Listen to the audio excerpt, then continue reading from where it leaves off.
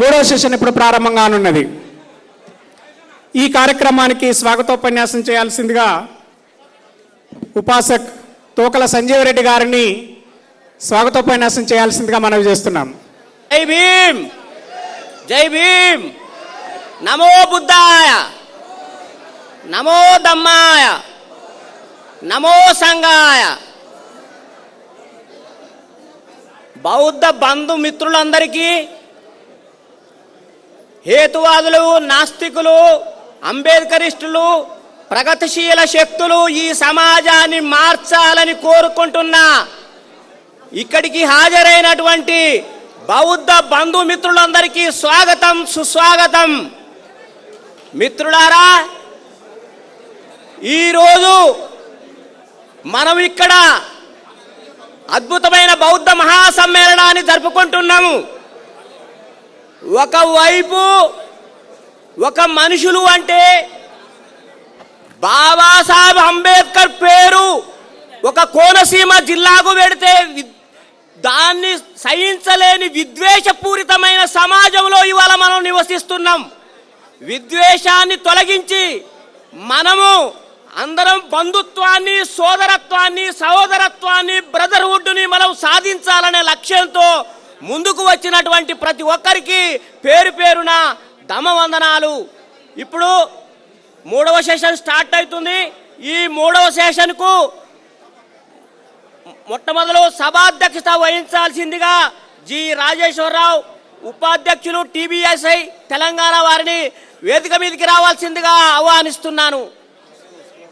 అదేవిధంగా are Subbarao, IAS retired, గౌరవనీయులు, వారు వేదిక మీదకి రావాల్సిందిగా కోరుతున్నాను.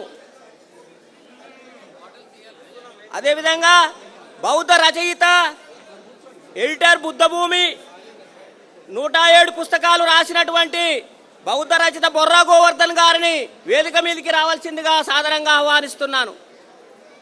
అదేవిధంగా డాక్టర్ యాదయ్య గారు, సలహాదారులు, టీబీఎస్ఐ, వేదిక మీదకి రావాల్సిందిగా కోరుతున్నాను. బిఎస్ రాములు గారు, బహుజన తత్వవేత్త, వారు వేదిక మీదకి రావాల్సిందిగా బిఎస్ రాములు గారిని ఆహ్వానిస్తున్నాను. అదేవిధంగా మాయాదేవి గారు, సంయుక్త కార్యదర్శి, టీబీఎస్ఐ తెలంగాణ, వారు వేదిక మీద అలంకరించాల్సిందిగా కోరుతున్నాను. అదేవిధంగా బిహెచ్ఎల్ సత్తయ్య గారు, గౌరవనీయులు, బహుజన విద్యావంతుల్ని చేసేటందుకోసం కృషి చేస్తున్న సత్తయ్య గారు బిహెచ్ఎల్ నుండి వారు వేదిక మీదకి రావాల్సిందిగా సాదరంగా ఆహ్వానిస్తున్నాను. బైరి నరేష్, భారత నాస్తిక సంఘం అధ్యక్షులు తెలంగాణ, వేదిక మీదకి రావాల్సిందిగా కోరుతున్నాను. అదేవిధంగా రెంజర్ల రాజేష్, మిత్రుడు, కళాకారుడు, రచయిత, వేదిక మీదకి రావాల్సిందిగా ఆహ్వానిస్తున్నాను. అదేవిధంగా మిలింద్ గుండ్రు గారు, కర్ణాటక నుండి వచ్చిన మిలింద్ గారు వేదికని అలంకరించాల్సిందిగా కోరుతున్నాను. అదేవిధంగా వందన సమర్పణ చేసేటందుకోసం కూడా అశోక్ భాగ్యవాన్ గారు, ఉపాధ్యక్షులు, టీబీఎస్ఐ తెలంగాణ, వారు వేదిక మీదకి రావాల్సిందిగా కోరుతున్నాను. ఇప్పుడు జి రాజేశ్వరరావు గారు సభాధ్యక్షత వహించి ఈ సభను నిర్వహించాల్సిందిగా కోరుతున్నాను. అందరూ నిశ్శబ్దంగా కూర్చొని ఈ సెషన్ని, తర్వాత ఇంకొక సెషన్ ఉంటుంది, 2 సెషన్లు పరిపూర్తి చేయాల్సిందిగా బాధ్యత కోరుతున్నాను. జై భీమ్, నమో బుద్ధాయ.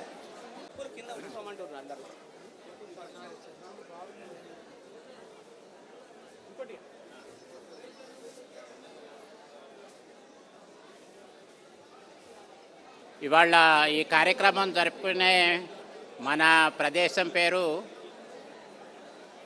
బొమ్మల కట్టయ్య గారి ప్రాంగణం.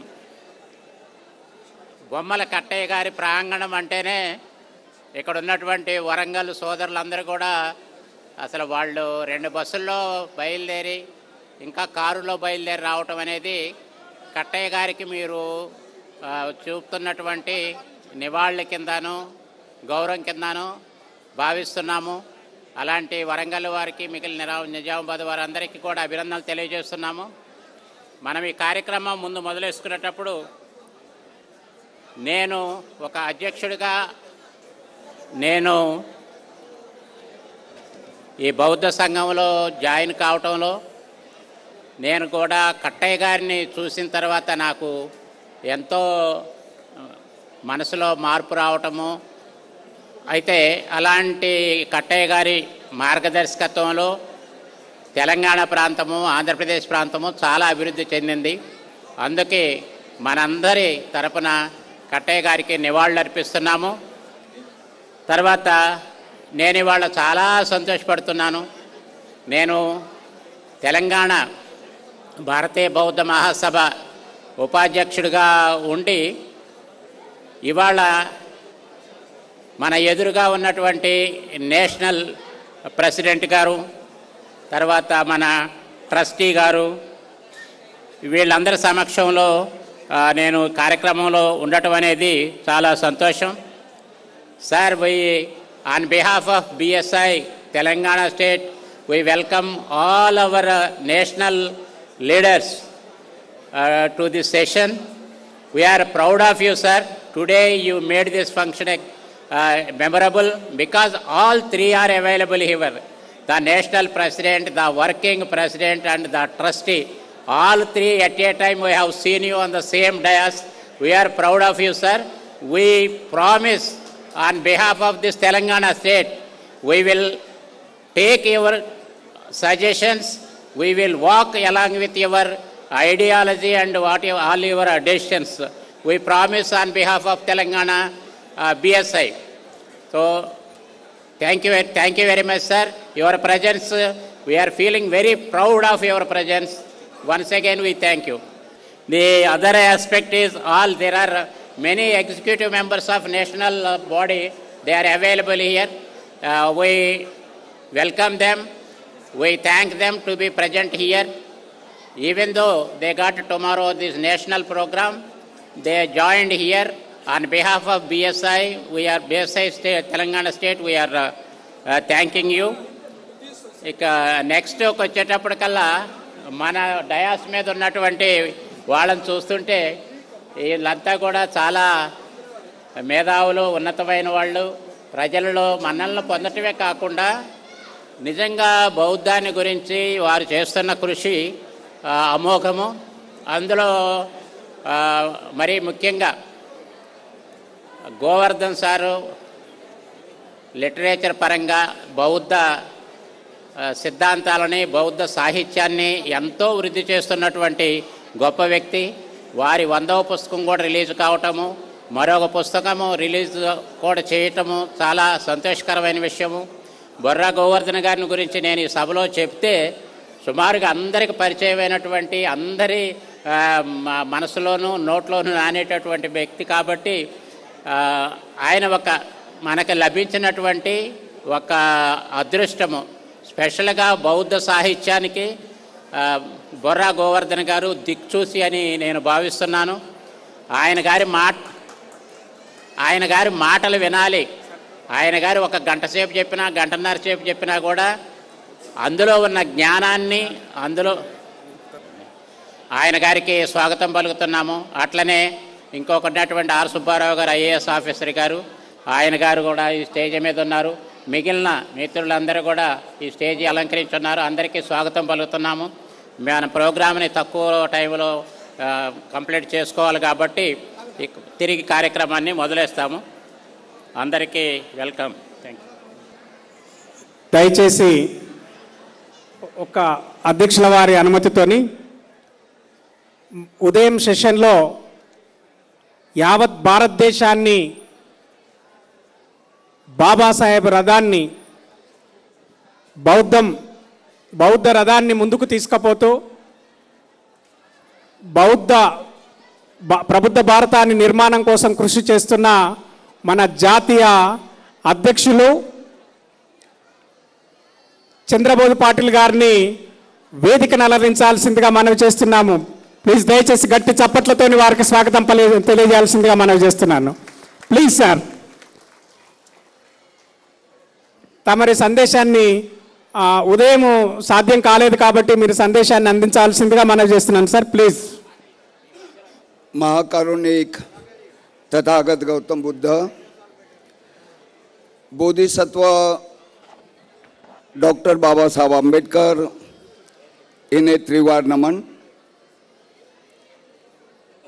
आज यहाँ पर the Buddhist society of India, जिसको हम हिंदी और मराठी में भारतीय बौद्ध महासभा कहते हैं, इसका तेलंगाना प्रदेश का ये 10वां बौद्ध अधिवेशन है। तेलंगाना प्रदेश के समस्त पदाधिकारी, विशेषतः उनके अध्यक्ष आदरणीय परम धामुलू जी, महासचिव शिलम प्रभाकर जी और उनके समस्त साथी, उनको मैं हार्दिक बधाई देता हूं। उसी प्रकार इस कार्यक्रम के सफलता में आप सभी का जो सहयोग है, बौद्ध उपासक उपासिकाओं का, उनका भी मैं हार्दिक अभिनंदन करता हूं। पिछले सेशन में मुझे अपनी बात रखनी चाहिए थी, लेकिन समय के अभाव में मैं इस सत्र का थोड़ा अतिक्रमण जैसे हो गया है। जो हमारे अतिथि हैं उन्हें बोलना चाहिए, लेकिन मैं अपनी बात बिल्कुल संक्षेप में रखूंगा। अपने पूजनीय भिक्षु संघ, इनका मार्गदर्शन आपने सुना। हमारे जो अतिथिगण थे उन्होंने भी धम्म के संबंध में काफी बातें बताई। मेरा बस इतना ही है कि हम अगर बुद्धिस्ट है, सर्वप्रथम हमने कहा कि हम त्रिरत्न बुद्ध धम्म संघ, उनको हमको शरण जाना है। त्रिशरण के पश्चात हमारा पंचशील होता है, पंचशील के पश्चात हमारा अष्टशील होता है। जो बौद्ध व्यक्ति है, बौद्ध व्यक्ति नहीं, कोई भी इंसान है, उनको अपने जीवन को सार्थक अगर बनाना है, पंचशील अष्टशील का पालन करना बहुत आवश्यक है। उसके पश्चात बोधिसत्व डॉक्टर बाबा साहब अम्बेडकर, इन्होंने जो अशोक विजयादशमी को यानी 14 अक्टूबर 1956 को नागपुर की दीक्षा भूमि पर अपने लाखों अनुयायियों को जो बौद्ध धर्म की दीक्षा दी, और बाबा साहब का जो आदेश था 22 प्रतिज्ञाएं, हम 22 प्रतिज्ञाओं को एकदम से भूलते जा रहे हैं, क्योंकि पीढ़ी दर पीढ़ी हमारे सर के ऊपर जो संस्कार बचे हैं, वो संस्कार को हम नहीं छोड़ पा रहे हैं। लेकिन अगर बाबा साहब के आप अनुयायी है, धम्म को अगर मानते हैं, बुद्ध धम्म को मानते हैं, तो बाबा साहब की 22 प्रतिज्ञा है, उसका पालन करना आपको आवश्यक है। तभी मैं कहूंगा कि आप सही मायने में, और आज ये संकल्प लेकर जाइए। यहाँ पर इतनी बड़ी संख्या में हमारे बौद्ध उपासक उपासिकाएं और कई प्रदेशों से यहाँ पर आए हुए हैं, तो उन्होंने संकल्प लेना चाहिए कि मुझे बाबा साहब की 22 प्रतिज्ञाओं का पालन करना है। उसमें सब है, पंचशील भी है, अष्टशील भी, सभी चीज है। और जो हमारा पीढ़ी दर पीढ़ी जो चलते आ रहा, उसको नकारने का भी आदेश बाबा साहब ने दिया है। बाबा साहब कहते हैं आज मेरा पुनर्जन्म हुआ।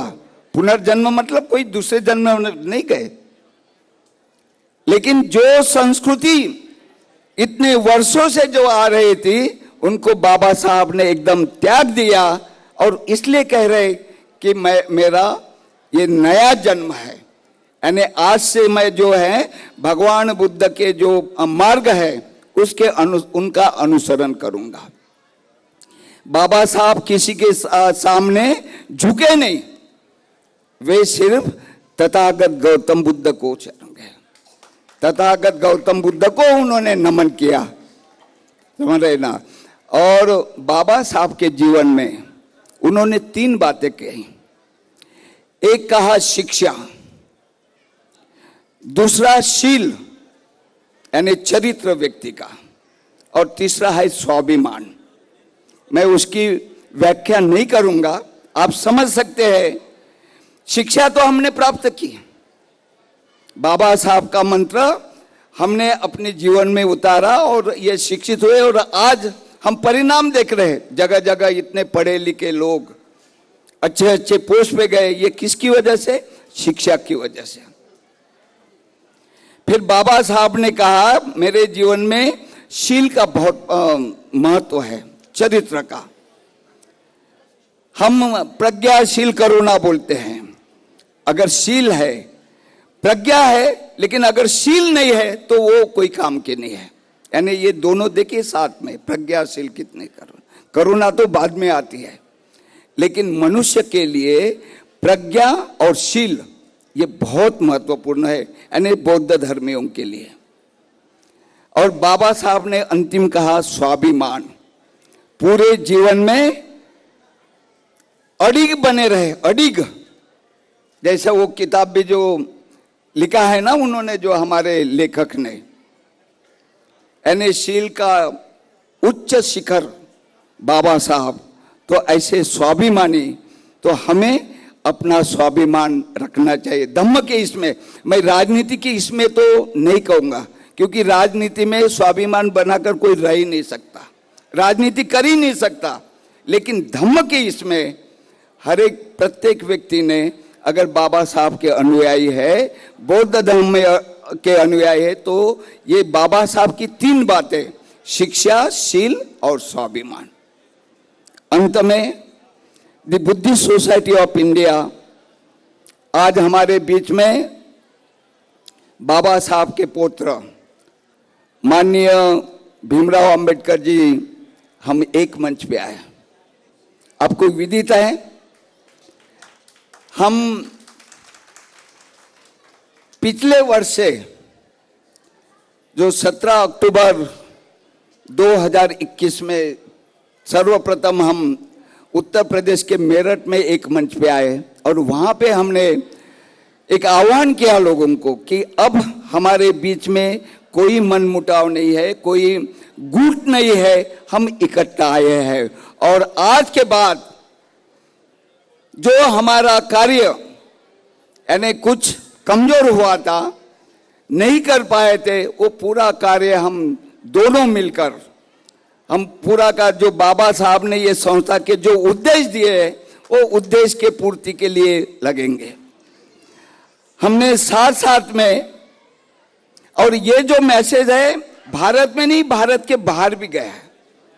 सभी बौद्ध जनता को, बाबा साहब के अनुयायी को बड़ी खुशी हुई, क्योंकि ये एक साथ आए और धम्म का कारवा आगे बढ़ते जाएगा।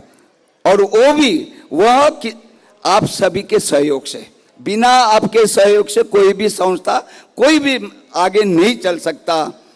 तो मैं आपसे अपील करूंगा कि बुद्धिस्ट सोसाइटी ऑफ इंडिया के सदस्य बनिए।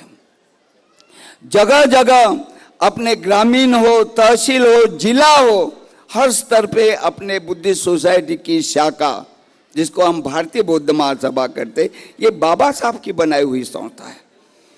जब हम बाबा साहब के अनुयायी कहते हैं कि उनके बनाई हुई संस्था को साथ देना आप सभी का, हमारा तो दायित्व है ही, क्योंकि जिम्मेदारी है हमारी, लेकिन उसी के साथ साथ ये आपकी भी जिम्मेवारी है, क्योंकि ये संस्था सिर्फ पदाधिकारियों के लिए नहीं है, आप सभी के लिए है। तो मैं बस इतना ही कहूँगा कि बाबा साहब ने जो धम्म के प्रचार प्रसार के लिए ये संस्था का गठन किया, बुद्ध तथागत गौतम बुद्ध को हमको दिखाया, नहीं तो हमें नहीं पता था। इसी भारत भूमि में सिद्धार्थ गौतम का जन्म हुआ, बुद्धत्व प्राप्त हुआ, पूरा भिक्षु संघ का निर्माण हुआ, 45 वर्ष उन्होंने धम्म का प्रचार प्रसार किया, लेकिन हम उनके वंशज, हम उनसे अनभिज्ञ रहे। क्यों? क्योंकि जो मान्यताएं, जो वर्ण व्यवस्थाएं जो हुई थी, हमको शिक्षा का यानी शिक्षा हम नहीं ले सकते थे और हम इससे वंचित रहे। लेकिन बाबा साहब ने ये सब तथागत भगवान बुद्ध को शरण जाके हमको बुद्ध धम्म की ये दीक्षा दी। और आज हम भारत में ही नहीं, हम देखिए, आप तेलंगाना में है, मैं महाराष्ट्र से आया हूं, लेकिन हम बौद्ध बांधव है। आपकी भाषा अलग है, हमारी भाषा अलग है, लेकिन एज ए बुद्धिस्ट हम भाई भाई है। ये जो भाईचारा है ये बाबा साहब की वजह से। हम अपने यानी भारत के राज्यों की बात नहीं कर रहे, हमारे यानी जो बाहर के देशों में जो हमारे बुद्धिस्ट है, जिन्हें लगता है कि ये बुद्ध का प्रचार, धम्म का प्रचार प्रसार भारत में होना चाहिए, वे भी हमारे साथ में आए। और बड़ी खुशी है मुझे कि हमने जो एडवाइजरी कमेटी बनाई है 11 लोगों की, उसमें न्यूजीलैंड के हैं, इंग्लैंड के हैं, जर्मनी के हैं, कनाडा के हैं और श्रीलंका के 5 जो सदस्य हैं हमारे एडवाइजरी कमेटी में है। तो ये जो आज जो बुद्धिस्ट सोसाइटी है वो इंटरनेशनल स्तर पर हमारी पहुंच गई है। इतना तो काम किया है। जो पहला उद्देश्य है बाबा साहब का, भारत में ही नहीं भारत के बाहर बौद्ध धर्म का प्रचार प्रसार करना, वो हमने एक तो अचीवमेंट हमने कर लिया है। धीरे धीरे बाबा साहब के जो उद्देश्य है इस संस्था के, उसके पूर्ति के लिए आपके सहयोग से हम पूरा करने का यही संकल्प करते हैं। और मुझे यहाँ पर आमंत्रित किया और बहुत अच्छा ये सम्मेलन आप सभी, ये तेलंगाना प्रदेश के समस्त साथियों के, हमारे उपासिकाओं के सहयोग से जो आप संपन्न होने जा रहा है, बहुत बड़ी तादाद में यहाँ पर आए हुए हैं। मैं देखता हूँ, मैं अभी भीमराव जी से यही कहा था कि हमारे इधर चाहे नागपुर है, महाराष्ट्र की बात कह रहा हूँ, जहाँ पे लंच हुआ सब लोग भोजन करके चले जाते हैं।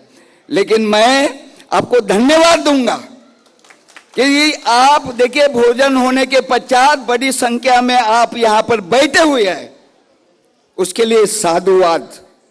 तो मैं अधिक समय नहीं लेते हुए, मुझे जो यहाँ पर सम्मान दिया गया उसको धन्यवाद देते हुए, आभार प्रकट करते हुए मेरे 2 शब्द समाप्त करता हूँ। नमो बुद्धाय, जय भीम।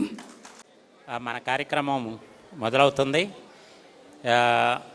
ఇప్పుడు మాట్లాడబోయే అందరికీ కూడా, ఇప్పుడు మాట్లాడబోతున్న అందరికీ కూడా మనవి ఏమిటంటే, మీకు 3 నిమిషాల్లోనే మాట్లాడాల్సి ఉంటుంది. ఎందుకంటే మనం తొందరగా కంప్లీట్ చేయాల్సినటువంటి అవసరం ఉన్నది. అందరికీ ఒకేసారిగా మనవి చేస్తున్నాను, మీకు ఇచ్చే అవకాశం 3 నిమిషాలే, 3 నిమిషాలు దాటవద్దని మనవి. తర్వాత మెయిన్ స్పీకర్స్ ఉంటారు, వాళ్ళకు కొంచెం టైం ఇద్దాము. మిలింద్ గురూజీ కర్ణాటక నుంచి వచ్చారు. ఆయన గారు ఎన్నో సభల్లో ప్రసంగించుంటారు. आदरणीय मंच और मेरे उपासक भाइयों और उपासिका माता बहनों, मैं सहज रूप से आपके सामने आया हूं क्योंकि मुझे हमारे आदरणीय राष्ट्रीय अध्यक्ष अभी जो अपने विचार रखे, चंद्रबोधी जी पाटिल और भीमराव जी अंबेडकर कर्नाटक और आंध्र प्रदेश का प्रभारी बनाया है। मैं तेलंगाना का प्रभारी बनना चाहता था, फिर भी बड़ों का आदेश पालना मेरा कर्तव्य है। मैं तेलंगाना में आया हूं तो आंध्रा के करीब आया हूं, इसलिए परिचय होने के लिए मैं आया। भाइयों, मैं एक जाते जाते एक बात बताना चाहूंगा। ये जो मूर्ति देख रहे हैं आप टैंक बैड में जो खड़ी है, वो मूर्ति बिठाते समय हुसैन सागर तालाब में मूर्ति गिर गई थी। उस समय 1991 में मैं बीदर से चैत्य भूमि तक शांति यात्रा निकाला था। यानी शांति यात्रा साइकिल पर मैं बीदर से बॉम्बे तक बौद्ध महासभा के नेतृत्व में साइकिल पर 10-20 तरुणों को लेकर यात्रा निकाला था और राष्ट्रपति को और महाराष्ट्र के सीएम को निवेदन दिया था कि हैदराबाद की मूर्ति पानी में से निकाला जाए, खड़ी किया जाए। तो इस तरह मुझे इंटरेस्ट है। पिछले 50 साल से मैं धम्म का प्रचार और प्रसार कर रहा हूं। बाबा बुद्धा की कृपा से मेरा आरोग्य अभी तक अच्छा है। मौका मिलने के बाद आप सबकी सेवा में और हाजिर होऊंगा। आपने मेरे 2 शब्द सुना, धन्यवाद। जय भीम, नमो बुद्धाय। Thank you, Milind ji. Thank you very much. Our next speaker is Mr. Ashok Bhagyavan. Next, I request Mr. Rajesh. జై భీమ్. నేను ఇంకా అంటే ఇప్పుడే స్టార్ట్ చేసిన, లర్నింగ్ స్టేజ్లోనే ఉన్నా. అంతా సీనియర్లే ఉన్నారు మా బాపు లెక్క. నేను నేర్చుకోవాల్సిందే ఉంది కాబట్టి నాకు తెలిసిన అంటే నేను బుద్ధుని గురించి తెలుసుకున్నటువంటి ఒక చిన్న కథ చెప్పేసి నేను ముగిస్తా. బౌద్ధం అంటే ఎందుకు ఈ భారతదేశంలో పుట్టిన బౌద్ధం ప్రపంచం వరకు కూడా ప్రయాణం చేసింది. బుద్ధిస్టులు అంటే ఎందుకు మానవతావాదులు, మరి మిగతా మతస్థులలాగా కాకుండా మనిషిని మనిషిగా ప్రేమించే మానవత భావజాలం బౌద్ధంలోనే ఎందుకుంది. బుద్ధుడు అంటే దేవుడు కాదు. బుద్ధుడు నేను దేవదూతను కాను, నేను దేవుడి కుమారుని కాను, నేను దేవుడు పంపిన వక్తని కాను, నేను కేవలం మనిషినే. మీలాగా సాధన చేసి మానవత భావజాలంలో మీరందరూ నిలబడితే ఒక మనిషి కొద్ది మంది కోసం త్యాగం చేస్తే మహోన్నతుడు అవుతాడు, సర్వమానవాళిని ప్రేమిస్తే మహాత్ముడు అవుతాడు అన్నాడు బుద్ధుడు. అందుకే ఈరోజు సర్వమానవాళి కూడా బుద్ధుడిని మార్గదర్శకంగా తీసుకుంటుంది. మిత్రులారా, ఒక చిన్న కథ చెప్పేసి నేను ముగిస్తా. బుర్ర గోవర్ధన్ సారు, మరి గౌరవనీయులు ఎస్సీ కమిషన్ చైర్మన్గా చేసినటువంటి సుబ్బారావు సార్ గారు కూడా ఉన్నారు. వాళ్ళందరూ కూడా చాలా పెద్దోళ్ళు. వాళ్ళందరి ముందర నేనేం మాట్లాడాల్సిన అవసరం కూడా లేదు, ఎందుకంటే నేను కూడా నేర్చుకుంటా కాబట్టి. ఒక తాగుబోతును మార్చే సమయంలో బుద్ధుడు ఎట్లా ప్రవర్తించాడు అనేటువంటి ఒక చిన్న విషయాన్ని గుర్తుపెట్టుకోండి.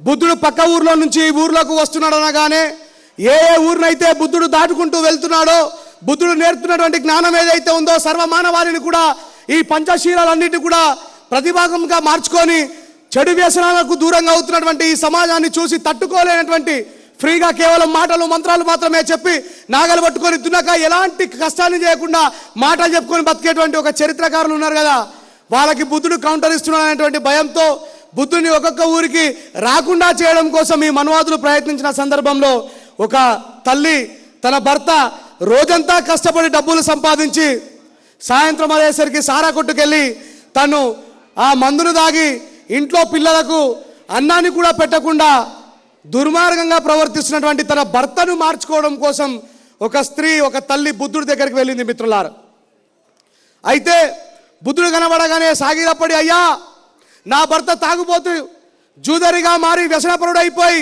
ఇంట్లో పిల్లలకు కనీసం అన్నం కూడా పెట్టకుండా నన్ను ప్రేమగా చూసుకోకుండా చాలా దుర్మార్గంగా ప్రవర్తిస్తున్నాడు.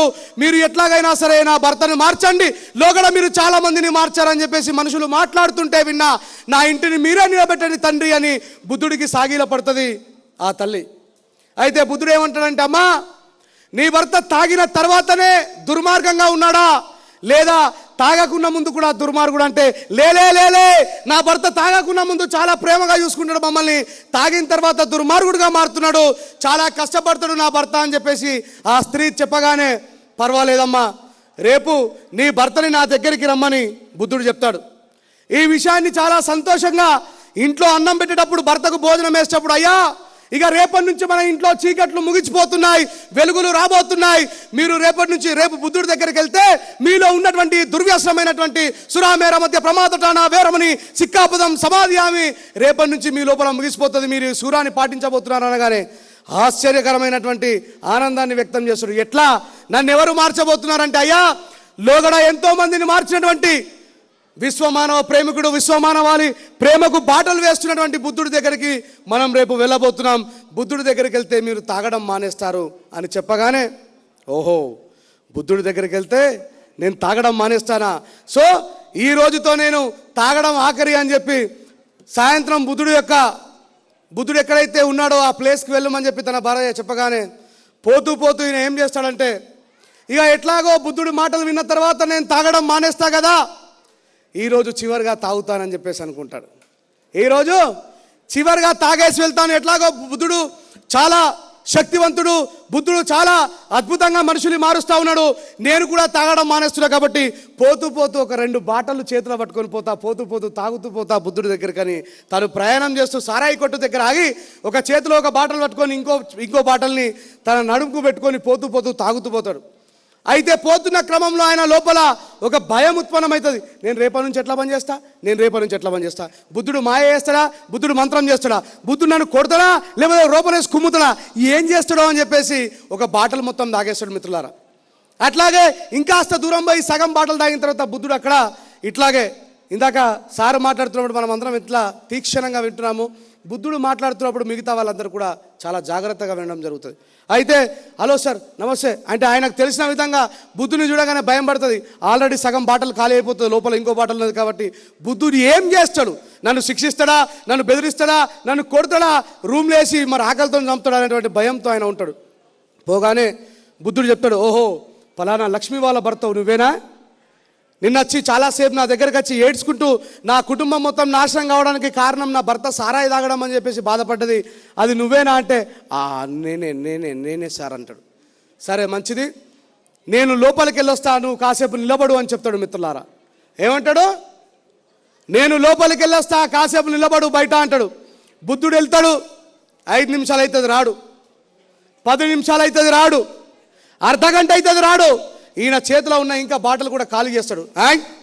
నన్ను రమ్మని నిలబెట్టి లోపలికి పోయి గంట అవుతున్నది, బుద్ధుడు ఇంకా వస్తలేడు అని చెప్పేసి చాలా కోపేతుడు కూడా అవుతాడు. ఆయన ఉన్న సారాయి కూడా ఖతం అయిపోతుంది, ఇంకా 2 గంటలు అవుతుంది బుద్ధుడు లోపలికి వెళ్ళి బయటకు రాడు. తాగుబోతులకు ఓపుకుంటుందా అండి, చెప్పాలా ఉంటుందా? నీ అమ్మ నన్ను పిలిపించి బయట 2 గంటల సేపు నిలబెడతావు, నీ సంగతి ఏందో చూస్తా అని చెప్పి ఈయన లోపలికి పోతాడు. లోపలికి పోయేసరికి బుద్ధుడు ఒక చెట్టుని ఆలింగనం చేసుకుంటాడట. ఏం చేసుకుంటాడు? ఆలింగనం చేసుకుంటాడు. నేను బుద్ధుడు చెట్టును ఆలింగనం చేసుకున్నాడన్నా, చెట్టు బుద్ధుడిని ఆలింగనం చేసుకున్నాడన్నా? బుద్ధుడే చెట్టుని ఆలింగనం చేసుకున్నాడు. ఈయన పోయి చూస్తే బుద్ధుడు ఇట్లా చెట్టుని కౌగిలించుకొని ఉంటాడు. ఏం బుద్ధా సాబ్, నువ్వు చాలా మంచోడు అనుకున్నా, నా భార్య చెప్తే నువ్వు నన్ను మారుస్తావంటే నేను బయటనేమో భయం పడతా ఉన్నది, నువ్వు లోపలికి వెళ్ళి వస్తావు, 2 గంటల సేపు అవుతుంది నన్ను బయట నిలబెట్టి, ఇదేమన్నా నీకు న్యాయమా, నీకు ధర్మమా? కాళ్ళు నొత్తున్నాయి, కళ్ళు వీక్కపోతున్నాయి, ఇంకా బయటకు వస్తలేవు నువ్వు అంటే ఏం చేయమంటావయ్యా నన్ను?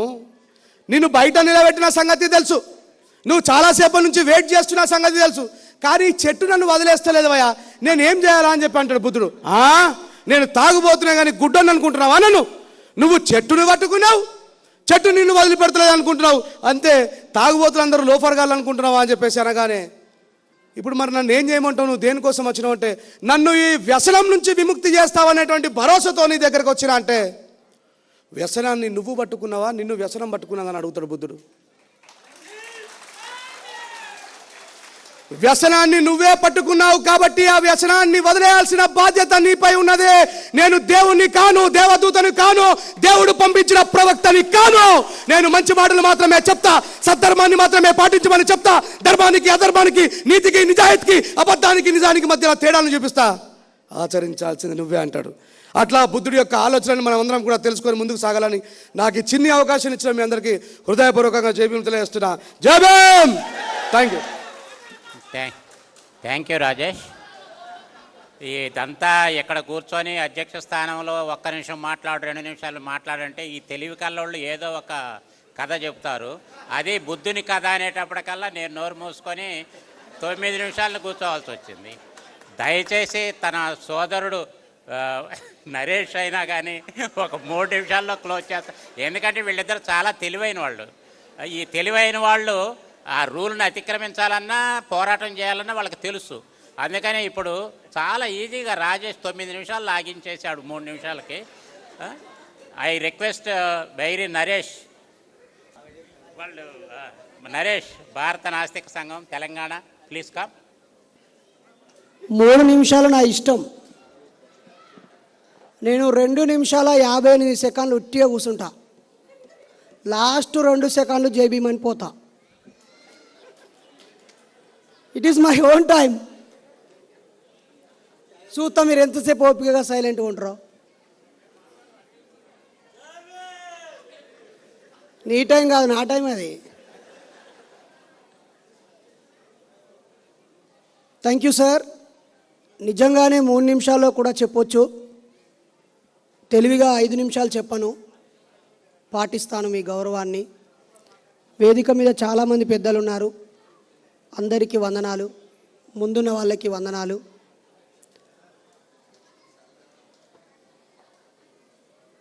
ప్లీజ్ ఓన్లీ టైటిల్స్ అవుతా, ఆన్సర్స్ మీరే వేసుకోరుగా. మన శత్రువు ఎవరు? ఆ మనువాదులకి ఆధారం మతం, మతానికి ఆధారం దేవుడు. దాన్ని ప్రచారం చేసేవాడు పూజారి. దాన్ని కొనసాగించడానికి అనేక సంస్కృతి సాంప్రదాయాలు కట్టుబాట్లు పెట్టాడు. అవన్నీ కొనసాగిస్తూ మన శత్రువుని మనం ఎలా ఓడిస్తాము? క్రైస్తవులను చూసి సిగ్గు తెచ్చుకోవాలి. క్రైస్తవం స్వీకరించగానే ఇంట్లో ఉన్నటువంటి అన్ని దేవులను తీసి బయట పడేపిస్తాడు వాడు, 10వ భాగం దొబ్బుకపోతాడు. బౌద్ధం స్వీకరించిన మనం, బౌద్ధాన్ని గౌరవించే మనం, మన ఇంట్లో నుంచి మతానికి సంబంధించిన, దేవుళ్ళకు సంబంధించిన, కులానికి సంబంధించిన పిచ్చి పనులను తీసి బయట వేయకుండా మనం బుద్ధిస్టులం ఎట్లయితాం?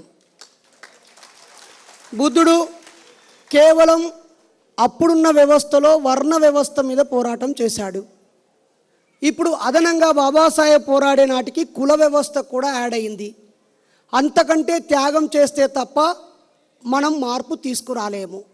దానికి త్రిరత్నాలు, పంచశీల పాటించడం, అష్టాంగ మార్గాన్ని అనుసరించడం, 10 పారామితుల్ని అర్థం చేసుకొని ఆచరించడం. మనం చెప్పింది చేస్తే, చూసిన వాళ్ళు అనుకరిస్తే మార్పు మొదలవుతుంది.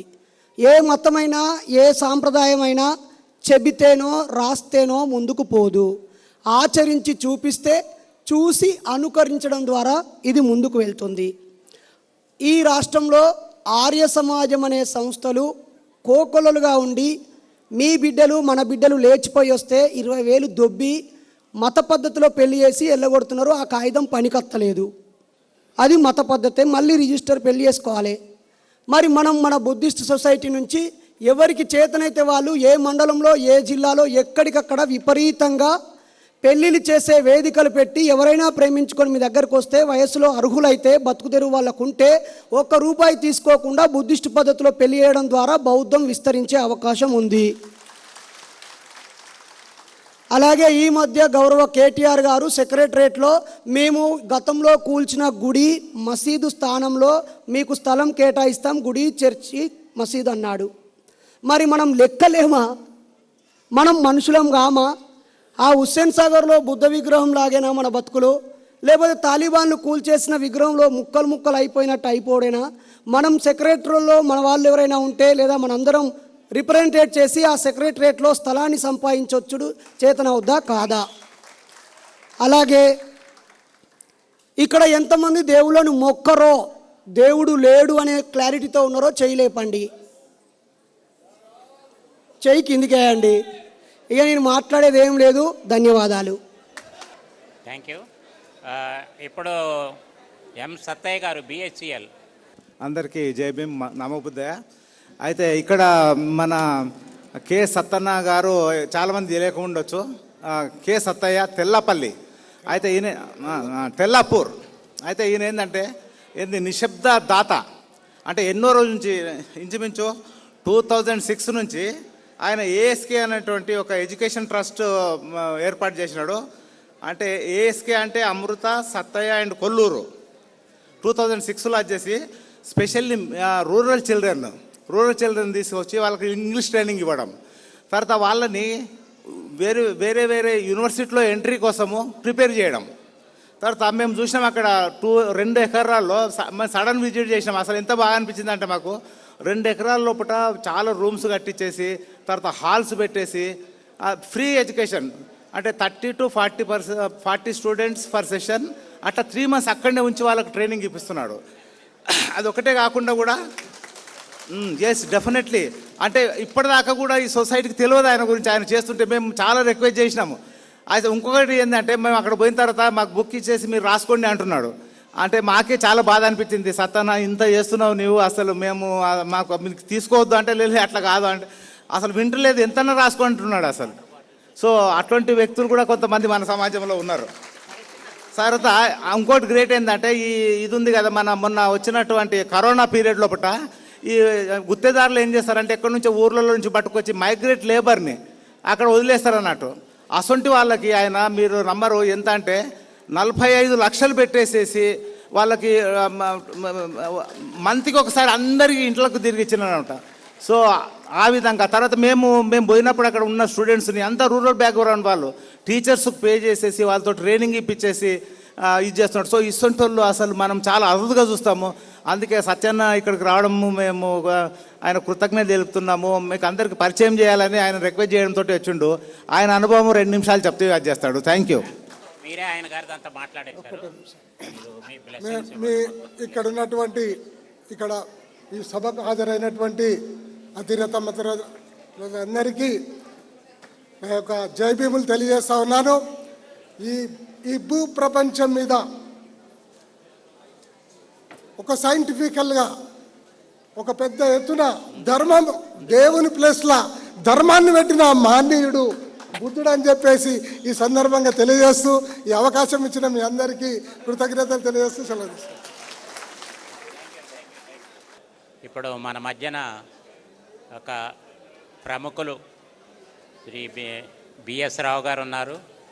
ఆయన గారు పెద్ద రచయిత, సాహిత్యంలో మంచి అనుభవం ఉన్నవారు, బీసీ కమిషన్లో కూడా ఎన్నో సేవలు అందించిన వారు, ఈ సమాజానికి ఎంతో జ్ఞానం అందించారు. ఆయన గారిని 3 నిమిషాలు అంటావు నేను అనలేను కాబట్టి మీరు కనీసం ఇంకొంచెం ఎక్కువ తీసుకొనైనా కానీ మీరు మెసేజ్ని ఇవ్వమని మనం చూస్తాం. ఎంత తక్కువ మాట్లాడితే అంత సంతోషం. 10వ బౌద్ధ మహాసమ్మేళనానికి విచ్చేసినటువంటి మీ అందరికీ బౌద్ధ వందనాలు. ఉదయం నుంచి చాలా చక్కగా, అద్భుతంగా, సమైక్యంగా, సమతావాదంతో హిందీలోను, మరాఠీలోను, తెలుగులోను, ఇంగ్లీష్లోను సాగుతున్నటువంటి ప్రసంగాలు.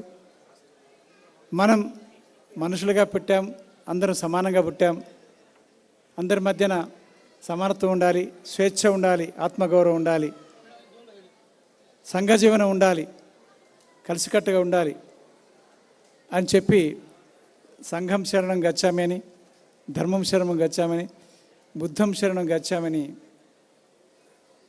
బుద్ధుడు చెప్పాడు.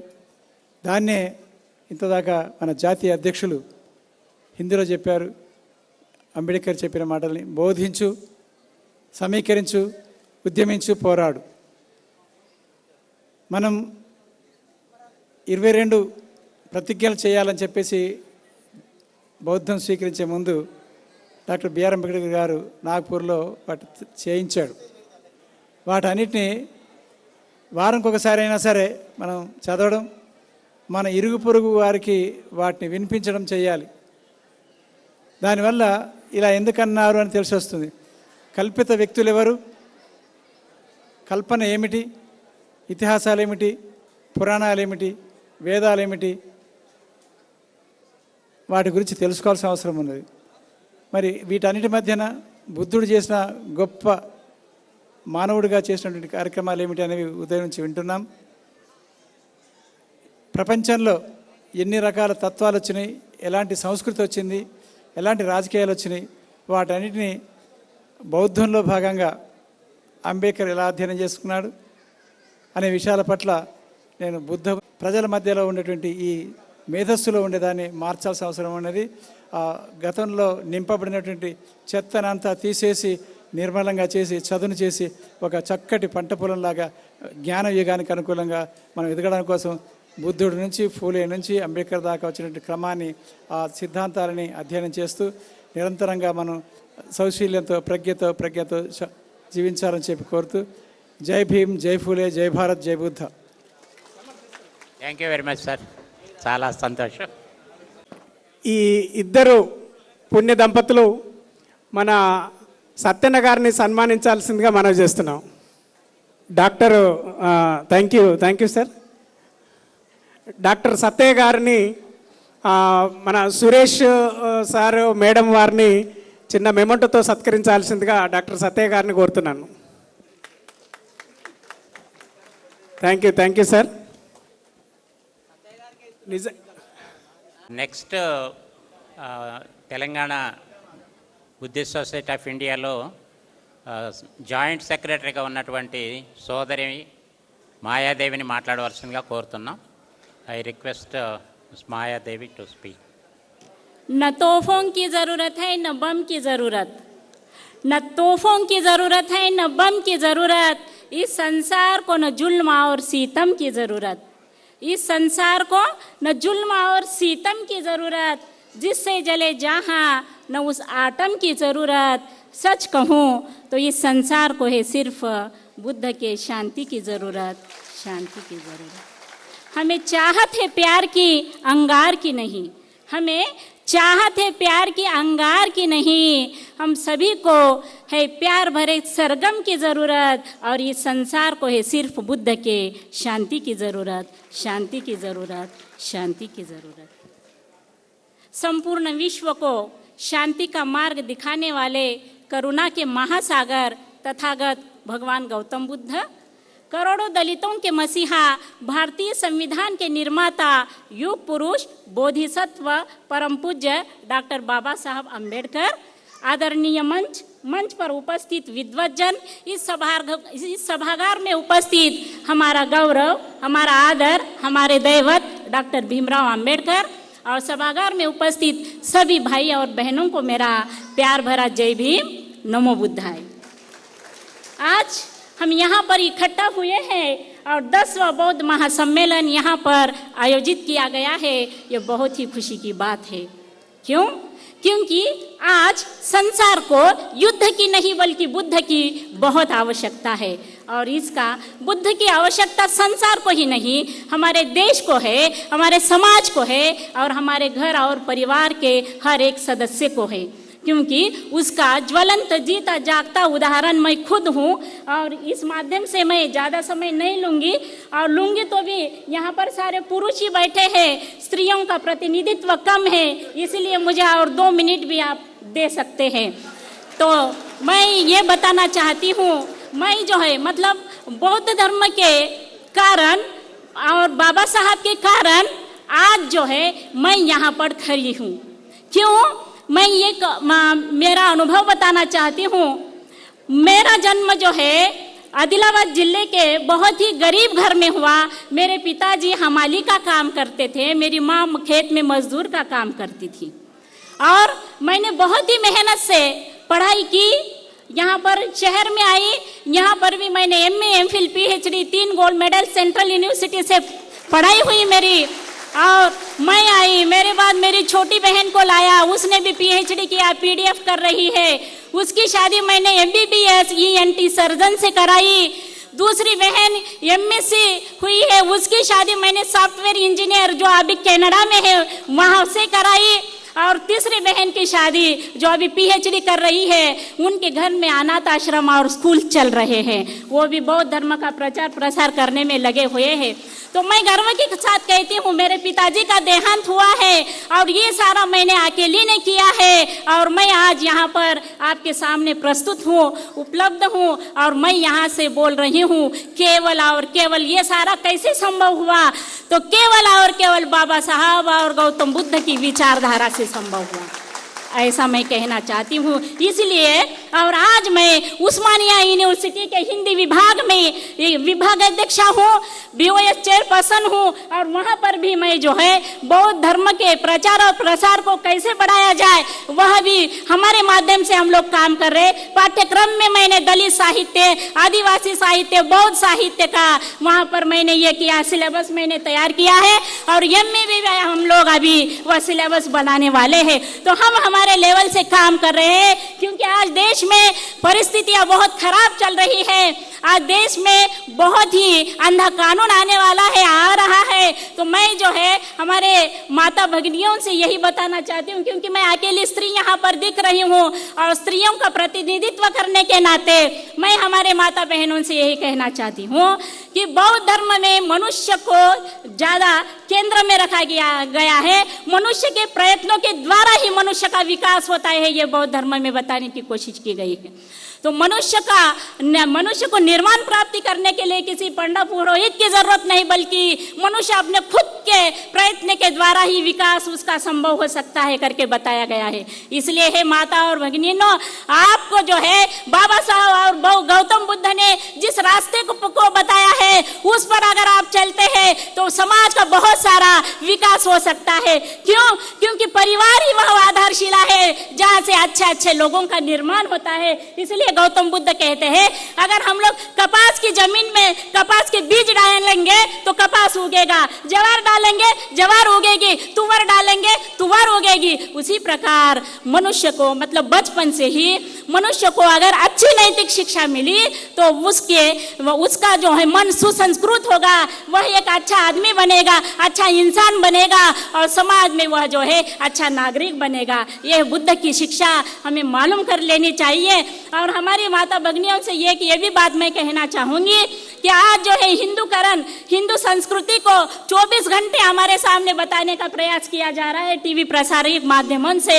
हमारी माता भगिनी कितना टाइम वेस्ट कर रही है, और तो वो टाइम वेस्ट ना करके धम्म प्रचार में काम किया जाए। धार्मिक जो हमारे महापुरुषों ने जिस रास्ते को बताया है उस पर चलने की कोशिश करेंगे तो हम जो है निश्चित तौर पर हमारे घर को, परिवार को, समाज को एक अच्छा मार्गदर्शन दे सकते हैं, एक उदाहरण बन सकते हैं, एक मॉडल बन सकते हैं। इन्हीं शब्दों के साथ मेरे पास हमारे भैया आकर खड़े हो रहे हैं, इसीलिए मैं ज़्यादा ये करना टाइम लेना नहीं चाहती हूँ। इसीलिए मैं जो है मेरे वाणी को विराम देती हूँ और बौद्ध धर्म के प्रचार प्रसार में हम लोग योगदान देंगे, उस राह पर चलेंगे।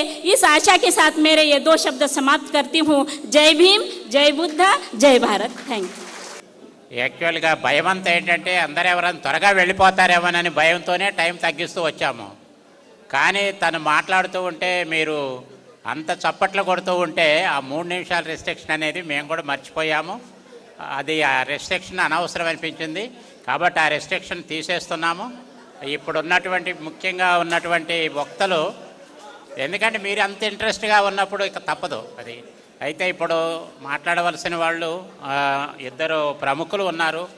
ఒక సాహితీవేత్త, ఒక ప్రభుత్వంలో ఒక అధికారిగా ఐఏఎస్ స్థాయిలో ఉన్నటువంటి ఉద్యోగం చేసినటువంటి శ్రీ ఆర్ సుబ్బారావు గారు, శ్రీ గోవర్ధన్ గారు ఉన్నారు. గోవర్ధన్ గారిని మాట్లాడవలసిందిగా కోరుతున్నాము. 3, 5 అనేది తీసేసాము. ఒక 10 వరకు వెళ్ళొచ్చు. ఇక అది మీ ఇష్టం. అవతలకు వెళ్ళినా కూడా వాళ్ళు వింటారంటే అధ్యక్షుడు చేసేది ఏమీ లేదు. గోవర్ధన్ గారి సార్కి టైం ఇవ్వటం అనేది తప్పే. ఎందుకంటే గంటన్నర అయినా కంటిన్యూస్ చెప్తారు. అయినా కూడా ఈ కార్యక్రమంలో ఉన్నటువంటి ఈ అవసరాన్ని దృష్టిలో పెట్టుకొని సార్ని ప్రసంగించవలసిందిగా, మెసేజ్ ఇవ్వవలసిందిగా కోరుతున్నాం. సభకు జై భీమ్.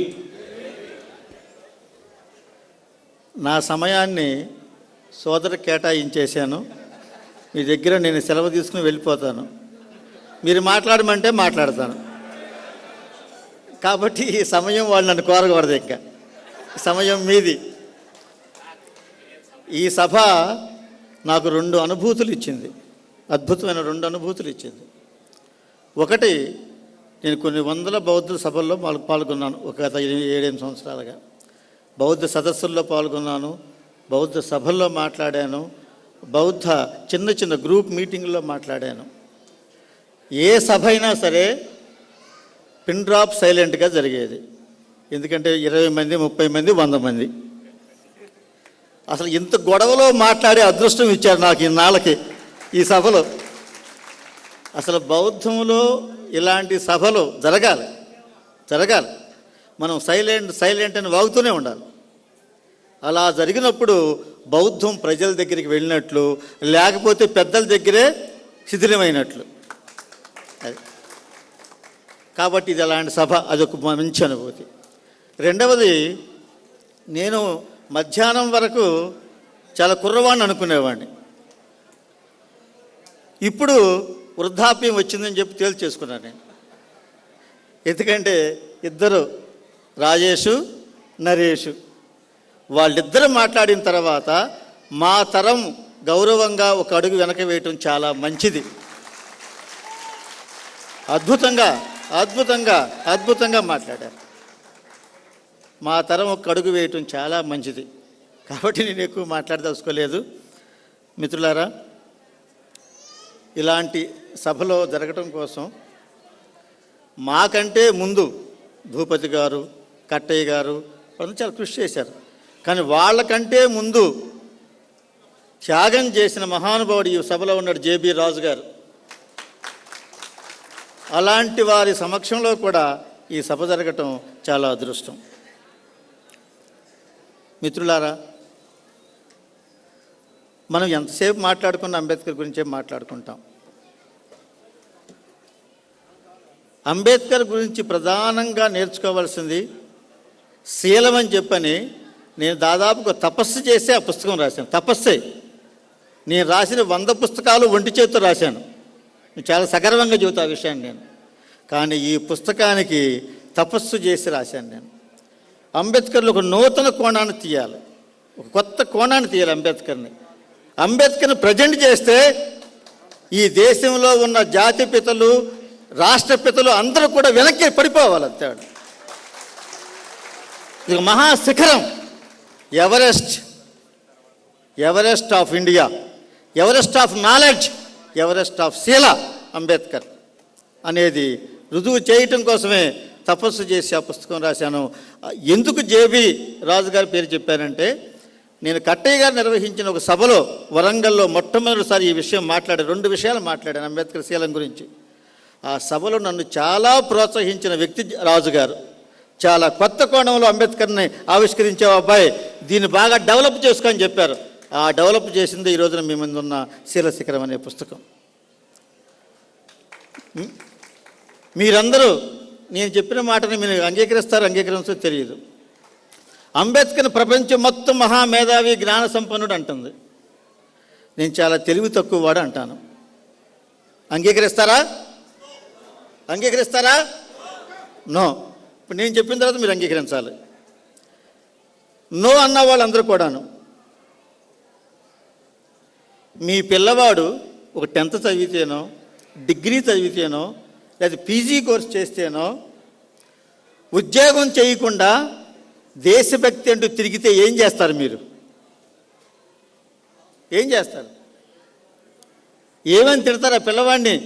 చదివిన చదువు మానేసి ఉద్యోగాలు చేయకుండా, డబ్బులు సంపాదించకుండా, భార్యను పోషించకుండా, పిల్లల్ని పోషించకుండా దేశం కోసం తిరుగుతుంటే, ఇల్లు వదిలిపెట్టి తిరుగుతుంటే మీ పిల్లవాడిని మీరేమంటారు? ఇప్పుడు చెప్పండి, అంబేద్కర్ తెలివిగలవాడా కాదా? ఇప్పుడు మాట్లాడరు. నాకు తెలుసు అంబేద్కర్ ఈ విషయంలో ఇంటెలిజెంట్ కాదు. మనలాగా ఇంటెలిజెంట్ అయితే ప్రపంచంలో అన్ని విగ్రహాలు ఉండేవి కదా ఆయనకి. అది మన ఇంటెలిజెంటు, మన తెలివి మన కుటుంబానికే పరిమితం అయిపోయి ఉంటుంది. ఆయన ఒక ఆదర్శ పురుషుడు కాబట్టి, మహానుభావుడు కాబట్టి, యుగకర్త కాబట్టి ఆయనకి ఈ ప్రపంచమే సంతానం, తన బిడ్డల సంతానం కాదు. నిజానికి అంబేద్కర్ గారు చదివిన చదువుకి ఆ రోజుల్లో భారతదేశంలో ఉద్యోగాలు లేవు. భారతదేశంలో ఉద్యోగాలు లేవు. అంబేద్కర్ గారు చదివిన రోజుల్లో కాలేజీ లెక్చరర్కి 24 రూపాయల జీతం, హై స్కూల్ హెడ్ మాస్టర్ గారికి 17 రూపాయల జీతం. భారతదేశంలో ఆయనకి చదువుకు తగిన ఉద్యోగాలు లేవు. కానీ ఇంగ్లాండ్, అమెరికా నుంచి ఆయనకి పిలుపులు వచ్చినాయి. 50,000 రూపాయలు, 1,00,000 రూపాయలు ఇస్తాం నెలకని చెప్పి పిలుపులు వచ్చినాయి. ఆయన అంత డబ్బు తీసుకుని ఉంటే మహారాష్ట్రను కాదు, మన 2 తెలుగు రాష్ట్రాలను మొత్తం కొనేసేవాడు. ఇప్పుడుకు మార్చాను నేను. ఇప్పుడుకు మారిస్తే ఆ విలువ లక్షల కోట్లు అవుతుంది. అక్కడ కూర్చున్నాడు భీమారావు అంబేద్కర్, వారి ముది మనవడో పోతాకి పోతా. ఆయన ఈ సభలకి ప్రత్యేకంగా ఫ్లైట్ వేసుకొచ్చేవాడు. ఆ డబ్బంతా అంబేద్కర్ సంపాదించి కూడబెడితే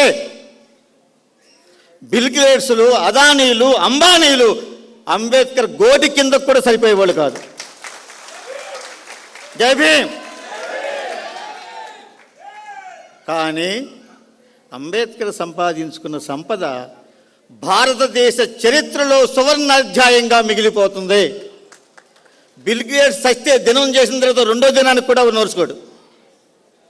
అంబానీ సస్తే రెండో దినం కూడా వాడికి చేయలేడు పిల్లలు తనుగు తెస్తారు, మాకు ఎక్కువ ఇచ్చాం మాకు తక్కువ ఇచ్చామని. కానీ అంబేద్కర్ జయంతులు వర్ధంతులు ఇంకా 1000 సంవత్సరాలు ఈ భారతదేశంలో నిర్విఘ్నంగా జరుగుతాయి. అంబేద్కర్ నుంచి నేర్చుకోవాల్సింది అది pay back to the society, pay back to the society, అది నేర్చుకోవాలి. ఆయన జీవితం త్యాగం చేశాడు. ఎంత 4 పిల్లలను చంపుకున్నాడండి. ఒక్క ఉద్యోగం చేస్తే 4 పిల్లలను బతికించుకోలేడా? మనం బతికించుకోవట్లా? మనం తినే ప్రతి మెతుకు మీద మిత్రులారా చాలా జాగ్రత్తగా వినండి. ఈ రోజున భారతదేశంలో ఉన్న మహిళలు, దిగువ కులాల వారు, బీసీలు, ఎస్సీలు, ఎస్టీలు వీరందరూ తినే ప్రతి మెతుకు మీద అంబేద్కర్ 4 పిల్లల పేర్లు ఉంటాయి. ఆ అన్నం రమాబాయి కన్నీటిలో ఉడికింది. ఆ అన్నం తిని, ఆ మెతుకులు తిని అంబేద్కరిజానికి ద్రోహం చేస్తే వాడి కంటే పాపి ఈ ప్రపంచంలోనే లేడు. అంబేద్కర్ బౌద్ధం తీసుకుంది ఆయన కోసం కాదు, ఆయనకి మతం అవసరంలా. మతం లేని మాన్యుడు ఆయన. మతం అంబేద్కర్కి ఏం అవసరంలా. ఎవరి కోసం మతం తీసుకున్నాడు? తను ఏ జగతి కోసం బాగు చేయాలనుకుంటున్నాడో, ఏ జనాన్ని ఉద్ధరించాలనుకుంటున్నాడో ఆ జనానికి ఒక సాంస్కృతిక భూమిక కావాలి. సాంస్కృతిక భూమికి లేని ఉద్యమాలన్నీ నశించిపోతాయి. క్రీస్తు స్పార్టకస్ ఒకేసారి యుద్ధాలు బిగించేశారు. స్పార్టకస్ అంతరించాడు, క్రీస్తు ప్రపంచం మొత్తం వ్యాపించాడు. బుద్ధుడు అనేక మంది నాస్తికులు, అష్టకేశ కంబలి, మొక్కల గోసాలి, ఇలాంటి అనేక మంది నాస్తికులు బుద్ధుడు ఒకేసారి ఉద్యమాలు ప్రారంభించారు. వాళ్ళందరూ చైత్ర గర్భంలో కలిసిపోయారు. బుద్ధుడు ఒకడే ప్రపంచ వ్యాపితమయ్యాడు. కారణం ఏంటంటే ఒక సాంస్కృతిక భూమిక లేని ఉద్యమాలు నశించిపోతాయి. కమ్యూనిస్ట్ ఉద్యమాలు కూడా నశించిపోవటానికి కారణం అదే. వాళ్ళు సాంస్కృతిక భూమికి ఎంచుకునేవాళ్ళు, అందుకే పతనం అయిపోతారు. రేపు అంబేద్కరిజం కూడా అలాగే కాకూడదని ఒక సాంస్కృతిక భూమిగా తన ఉద్యమానికి బౌద్ధాన్ని ఆయన స్వీకరించాడు. కాబట్టి బౌద్ధం అనేది అంబేద్కరిజానికి ఇరుసు లాంటిది, బండి చక్రాలు లాంటిది. నాకు చాలా సంతోషకరమైన విషయం ఏంటంటే అందరూ అసలు మైకి పట్టుకుంటే చాలు, నాస్తికులు, హేతువాదులు, కమ్యూనిస్టులు, బౌద్ధులు, అంబేద్కరీట్లు, ఎన్ని వర్గాలు ఉంటే అన్ని వర్గాలు హిందూ మతాన్ని తిడతారు, మనువుని తిడతారు. నిన్నగాక మొన్న హైదరాబాదులో రామానుజుడి విగ్రహం పెడితే రామానుజుడిని జగద్గురు అన్నాడు వాళ్ళ మతానికి సంబంధించిన ఆయన.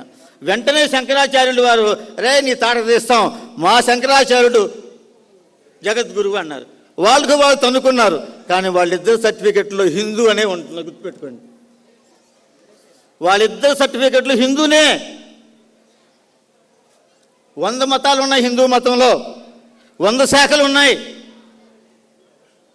కానీ వాళ్ళందరూ ఒకే గొడుగు కింద ఉంటారు, అదే మనవాద గొడుగు. మనం ఎక్కడున్నాం? వేదిక ముందు వాడికంటే ముందు పిలిస్తే ఈడు అడిగి వెళ్ళిపోతాడు. ఇంత దరిద్రంలో ఉన్నాం మనం, ఇంత దరిద్రంలో ఉన్నాం. మనమందరం కలవాలి, ఏకం కావాలి. అందరికీ ఒక ఉమ్మడి ఎజెండా కావాలి. మనువాదుని వ్యతిరేకించే వాళ్ళందరూ కూడా ఉమ్మడి ఎజెండా కిందకి రాకపోతే మనం అరుచుకుంటూనే ఉంటాం, ఆడు కరుచుకుంటూనే ఉంటాడు. ఆడు కరుస్తాడు, మనం అరుస్తాం. అందరూ ఒకే వేదిక మీదకి రావాలి, ఒక ఉమ్మడి ఎజెండా కిందకి రావాలి. మనలో మనం పోట్లాడుకుందాం, విమర్శించుకుందాం, రకరకాలుగా మనం విమర్శించుకుందాం, కరపత్రాలు వేసుకుందాం. కానీ అందరికీ మనువాదాన్ని వ్యతిరేకించే ఏకైక ఎజెండా కావాలి. అది అంబేద్కర్ ఇరుసుగా, అంబేద్కర్ దిక్సూచిగా నడవాలి ఈ దేశానికి. అలా నడవటానికి ఈరోజున మిత్రుడు వాళ్ళిద్దరు కూడా నాకు చాలా సంతోషంగా ఉంది. నరేష్ నాస్తిక కేంద్రం అతను. బౌద్ధం నాస్తికం కాదండి, 20% నాస్తికం బౌద్ధం, 80% నాస్తికత్వం కాదు. బౌద్ధం 100% హేతువాదం కాదు, 60% హేతువాదం. బౌద్ధానికి రకరకాల కోణాలు ఉన్నాయి. కానీ వాళ్ళు వచ్చారు. వాళ్ళిద్దరికీ ముందు నేను శిరస్సు నమస్కారం చేస్తాను సభాముఖంగా. ఇలాంటి ప్రయత్నాలు జరగాలి.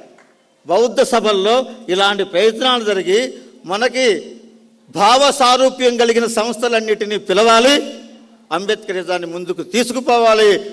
అంబేద్కరిజం లేకుండా సభాముఖంగా చెబుతాం, ఇది 10వ బౌద్ధ మహాసమ్మేళనం కావచ్చు, కానీ అంబేద్కరిజం లేకుండా బౌద్ధం కూడా ముందుకి పోదు. ఎక్కువ సమయం తీసుకుంటే క్షమించవలసిందిగా కోరుతూ విరమించుకున్నాను. Jai Bhim. Thank you very much. Thank you sir. Thank you to Borra Govardhan garu. Sir, just I would like to say a few words.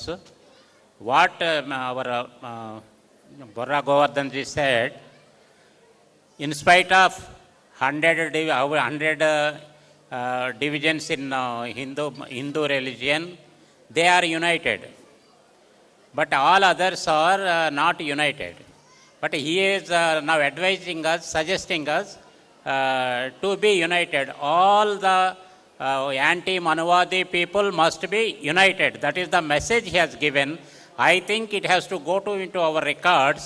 Thereby we can initiate some programs. With that intention, I am putting forward these words in front of our national leaders. Sir, thank you, sir. ఒక ప్రముఖ వ్యక్తి ఎవరైతే అంబేద్కరిజానికి బౌద్ధానికి కృషి చేశారు, ఆయన మన మధ్య ఉన్నారు. ఆయన గారు ఇప్పుడే వచ్చారు కాబట్టి అలాంటి జేబీ రాజు గారిని స్టేజ్ మీదకి వస్తే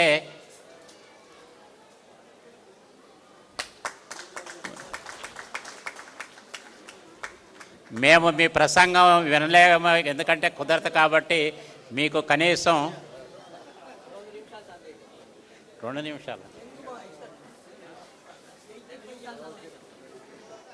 మీకు Buddhist society of India Telangana branch మిమ్మల్ని సన్మానించుకోవాలని మిమ్మల్ని చూడంలోనే కోరింది. కాబట్టి ఇక్కడే సార్ వాళ్ళు ఇస్తారు. సార్ వాళ్ళు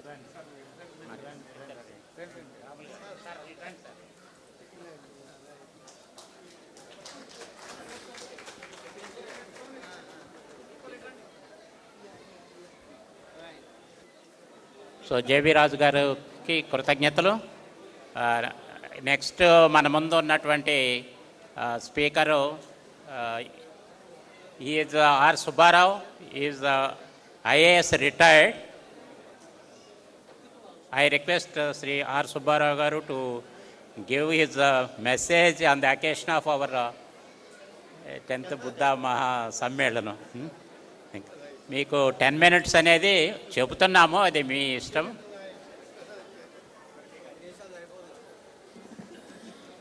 వీలైతే 10 సార్, వీలైతే 10. Right sir.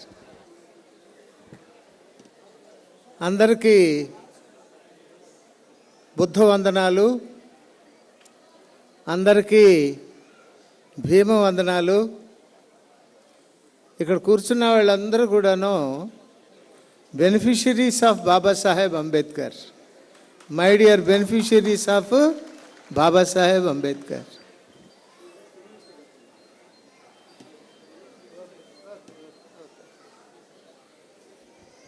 And my dear Bhimrades, my dear Bhimrades, మనమేంటి? We are Bhimrades, we are Bhimrades. నాకు ఇంత చక్కటి అవకాశాన్ని ఇచ్చినటువంటి ఈ BSI తెలంగాణ స్టేట్ ఆర్గనైజర్స్ అందరికీ ముందుగా ధన్యవాదాలు తెలియజేసుకుంటూ, 1992 సంవత్సరంలో నేను ఎస్సీ కార్పొరేషన్లో జనరల్ మేనేజర్గా పనిచేస్తున్నా. ఒక మహానుభావుడు, ఆయన గారి పేరు రత్నం, కోఆపరేటివ్ డిపార్ట్మెంట్, ఒకరోజు ఆఫీస్కి వచ్చి నా చేతికి ఒక పుస్తకం ఇచ్చాడు. అంటే అంబేద్కర్ జీవిత చరిత్ర రిటన్ బై ఒక పుస్తకం ఇచ్చాడు. అది ఒక 60 పేజీలు చదివేటప్పటికి నా మీద నాకే ద్వేషం కోపం వచ్చేసింది. ఏంట్రా, ఆయన స్కాలర్షిప్తో నేను చదువుకున్నాను, ఆయన రిజర్వేషన్ తోటి నేను ఇంత గొప్ప ఉద్యోగానికి వచ్చినాను, నేను ఇంతవరకు అంబేద్కర్ని గురించి ఒక్క మాట కూడాను ఏ పుస్తకంలో కూడాను చదువుకోలేదు. ఎంత అన్యాయమైనటువంటి పరిస్థితి అని ఏడుపు వచ్చినంత పని అయిపోయిందండి. ఇక ఆ తర్వాత ఆ పుస్తకం పూర్తి చేయడం, మిగిలిన పుస్తకాలన్నింటినీ కూడాను చదువుకోవటం ఇదంతా జరిగింది. జరిగి ఆ రత్నం గారి కోఆపరేషన్ తోటే జూలై నెల పౌర్ణమి రోజు, అయ్యా నేను అంబేద్కర్ గారిని గురించి చదువుకున్నాను, బుద్ధిసాన్ని చదువుకున్నాను, నేను నిజంగా నాలాంటి వెధవులు ఎంతోమంది ఉంటారు, నేను వెధవనే, ఇప్పుడు దాకా అంబేద్కర్ని గురించి తెలుసుకోలేదు కాబట్టి, కనుక నాలాంటి వాళ్ళు చాలామంది ఉంటారు కాబట్టి వాళ్ళ కోసం నేను ప్రతి ఆదివారం వెచ్చిస్తాను అని జూలై నెల, అంటే బుద్ధుడు జ్ఞానోదయం అయిపోయిన తర్వాత 7 వారాలకి సారనాథ్ వచ్చి ఆ రోజు మొదలు పెడతాడు తన యొక్క ధర్మాన్ని గురించి, తన 5 సభ్యులకి ఆ రోజు చెప్తాడు. ఆ డేట్ని నిర్ణయించుకుని అంబేద్కర్ భవన్లో ఫస్ట్ క్లాస్ అంబేద్కర్ మీద, బుద్ధుడి మీద మొట్టమొదటి క్లాస్ చెప్పడం జరిగిందండి. ఆ పరంపర 300 క్లాసులు కంటిన్యూస్గా ఒక్క ఆదివారం కూడాను మానకుండా 300 ఆదివారాలు మరి అంబేద్కర్ భవన్లో ప్రతి ఆదివారం 11 గంటల నుంచి 1 గంట వరకు 1:30 దాకా బాబాసాహెబ్ని గురించి, బుద్ధుని గురించి చెప్పుకోవటం జరిగిందండి. ఆ తర్వాత నేను ఆదిలాబాద్ వెళ్ళటం జరిగింది. ఇక్కడ చాలామంది వచ్చారు ఆదిలాబాద్ నుంచి. Yes very good. జాయింట్ కలెక్టర్గా 200 ఆదివారాలు బుద్ధ విహార్లో కూర్చుని బుద్ధుని గురించి, అంబేద్కర్ని గురించి చెప్పాను. కలెక్టర్గా ఉన్నప్పుడు ఒక 100 ఆదివారాలు ఈ క్లాసులు తీసుకోవటం జరిగింది సార్ ఆదివారం. ఆ తర్వాత కర్నూలు ట్రాన్స్ఫర్ అయితే నేను 5 సంవత్సరాలు అక్కడ పనిచేస్తే 400 ఆదివారాలు ప్రతి ఆదివారం. కారణం ఏంటంటే బాబాసాహెబ్ చెప్పాడు, రే ప్రతి ఆదివారం కూర్చోండిరా, బుద్ధుని గురించి మాట్లాడుకోండిరా అని మనకు చెప్పాడు బాబాసాహెబ్ అంబేద్కర్. అది మనసులో ఉండిపోయి 400 ఆదివారాలు విజయ్ కుమార్ గారు అని మరొక ఐఏఎస్ ఆఫీసర్ ఉన్నారు, మేమిద్దరం కలిసి 400 ఆదివారాలు మరి అంబేద్కర్ని గురించి చెప్పడం జరిగిందండి. అట్లా ఇక 2010లో నేను రిటైర్ అయిపోయా కమిషనర్ ల్యాండ్ అడ్మినిస్ట్రేషన్గా. ఇమీడియట్గా నన్ను ఏం చేసిందంటే ప్రభుత్వం ఓఎస్డి ఎస్సీ ఎస్టీ కమిషన్గా వేసిందండి. 11 సంవత్సరాలు పనిచేశానండి దానిలో. ఎన్ని సంవత్సరాలు? 11 సంవత్సరాలు. 11 సంవత్సరాలకి ఎన్ని ఆదివారాలు వస్తాయో చూడండి. అది వేరు. సోమవారం నుంచి శనివారం దాకా పిటిషన్స్ తీసుకుని నా దగ్గరికి వచ్చే అందరికి కూడాను వాళ్ళతో చెప్పి పంపించాను. ఆ 6 రోజులు కూడాను నాకు ఆదివారం కింద లెక్కే. 6 రోజులు కూడాను ఆదివారం కింద లెక్కే. ఒక 10 మంది కనుక వచ్చి కూడి పిటిషన్ ఇవ్వటానికి వస్తే వాళ్ళని కూర్చోబెట్టుకుని టీ ఇచ్చి బాబాసాహెబ్ని గురించి 4 మాటలు చెప్పి పంపిస్తామండి. ఇదంతా ఎందుకు చెప్పానంటే, మిమ్మల్ని ఎందుకు నా పర్సనల్ విషయం చెప్పానంటే, రిటైర్ అయిపోయిన తర్వాత ఒక్క ఆదివారంతో నేను తృప్తి పడకుండా, ఆఫీస్తో తృప్తి పడకుండా, మా వనస్థలిపురంలో మనం చాలామంది ఉన్నాం కదా ఉద్యోగస్తులమి, మేము వనస్థలిపురంలో ఉంటాం. మనం అందరం కూడి ఏదన్నా చేసుకుంటే నెలలో ఒక ఆదివారం అన్నా కూడితే బాగుంటుంది అని 3-4 స్నేహితులతో చెప్పడం జరిగింది. వాళ్ళల్లో ముఖ్యమైనటువంటి స్నేహితుడు మన పరంధాములు గారు. ముఖ్యమైన స్నేహితుడు పరంధాములు గారు. అసలు మొట్టమొదటి మీటింగు పరంధాములు గారి ఇంట్లోనే జరిగిందండి. 8 సంవత్సరాలు 9 సంవత్సరాలు అయిపోయింది ఇప్పటికీ. ఆ తర్వాత ఒక్కొక్కళ్ళ ఇంట్లో మీటింగ్ పెట్టుకుంటా ఉన్నాము. మనకు ఈరోజు ప్రిసైడింగ్ ఆఫీసర్గా ఉన్న రాజేశ్వరరావు గారు 1-2 మీటింగులకు వచ్చాడు. ఎట్లాగో ఏంటో కానీ పరంధాములు గారు కనుక్కున్నారు, రాజేశ్వరరావు గారు ఒక గొప్ప సైంటిఫిక్ ఆఫీసర్గా ఉండి ఒక ఇల్లు కట్టుకుని బుద్ధుడికి బాబాసాహెబ్కి ఒక ఫ్లోరే అంకితం చేశాడు అనే మాట విన్నాను. దయచేసి రాజేశ్వరరావు గారు ఒక ఫ్లోరే కట్టించాడు ఈ మీటింగ్ కోసం. అది తెలుసుకుని దాన్ని మేము పర్మనెంట్ మీటింగ్గా మార్చుకున్నాము, మీటింగ్ ప్లేస్గా మార్చుకున్నాం. అట్లా మొదలైనటువంటి పరంపర. ఆ తర్వాత నేను ఒక 5 సంవత్సరాల పాటు ఆంధ్రాకి వెళ్ళిపోయి అక్కడ ఓఎస్డి ఎస్సీ కమిషన్లో పనిచేస్తూ ఉన్నా. అక్కడ కూడాను ప్రతిరోజు నాకు ఆదివారం కింద లెక్కే, ప్రతిరోజు కూడా.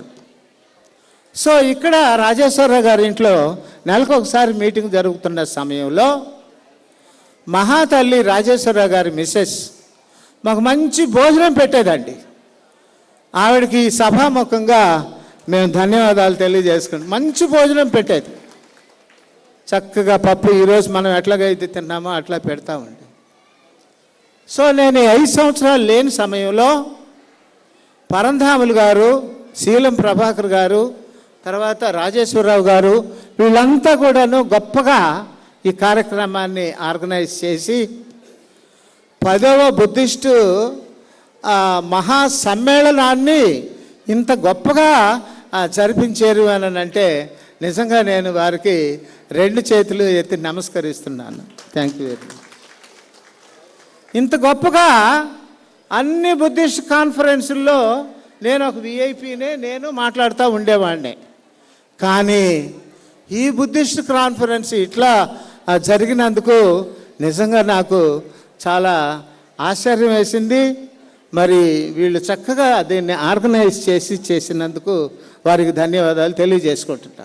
ఇది నా స్టోరీ అండి, ఇది నా స్టోరీ. ఇక బాబాసాహెబ్ ఏం చెప్పాడు, రేయ్ ప్రతి ఆదివారం కూర్చోండి అయ్యా. క్రిస్టియన్స్ ఏం చేస్తున్నారు, చర్చికి వెళ్తారు ఖచ్చితంగా. ముస్లిమ్స్ ఏం చేస్తారు, ప్రతి శుక్రవారం నమాజ్కి వెళ్తారు. హిందూస్ ఏం చేస్తారు, మరి టెంపుల్కి వెళ్ళిపోతారు. సిక్కులు గురుద్వారాకి వెళ్తారు అయ్యా, ఇంకొకళ్ళు ఇంకొక చోటకి వెళ్తారు. మరి మనం ఎక్కడికి వెళ్తున్నామో, ఇది అసలు కాన్సెప్ట్.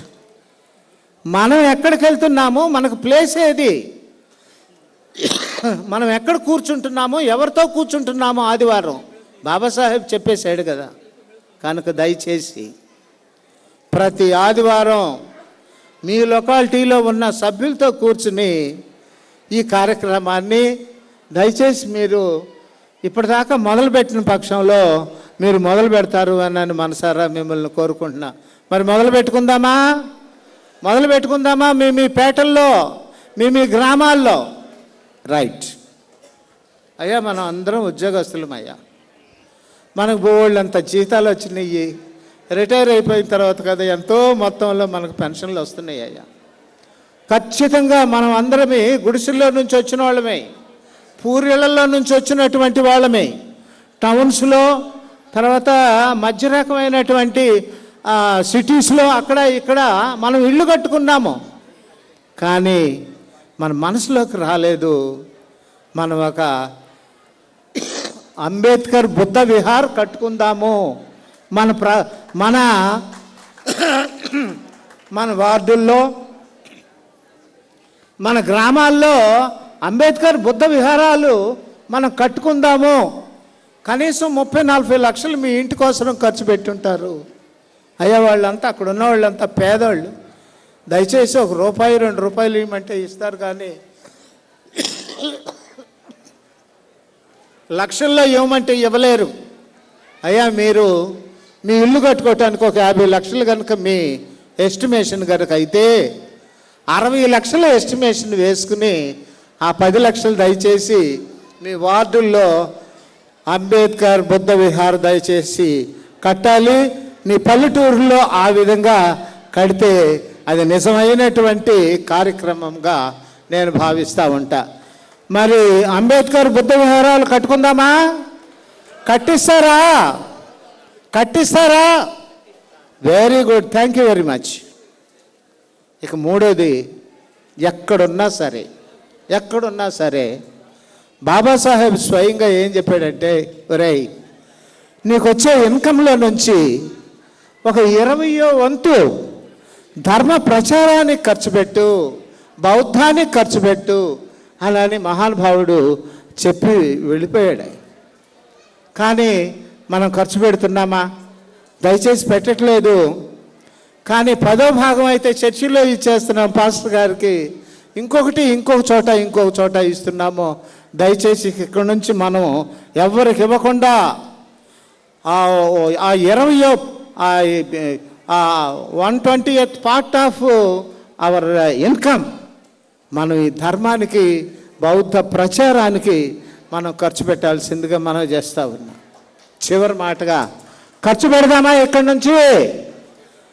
పరంధాములు గారు, మా రాజేశ్వరరావు గారు, ఇంకొకళ్ళు అయితే బోర్డు ఎంత ఖర్చు పెడుతున్నారు. వాళ్ళ జీతాలన్నీ వీటి కోసమే ఖర్చు పెడుతున్నారు. కానీ మరి మనందరం కూడా ఖర్చు పెట్టాల్సిందిగా మనం చేస్తాం. చివరిగా ఒక మాట, బాబాసాహెబ్ అంబేద్కర్ భారతదేశంలో మన కోసం 3 విషయాలు మాట్లాడాడండి. ఫస్ట్ది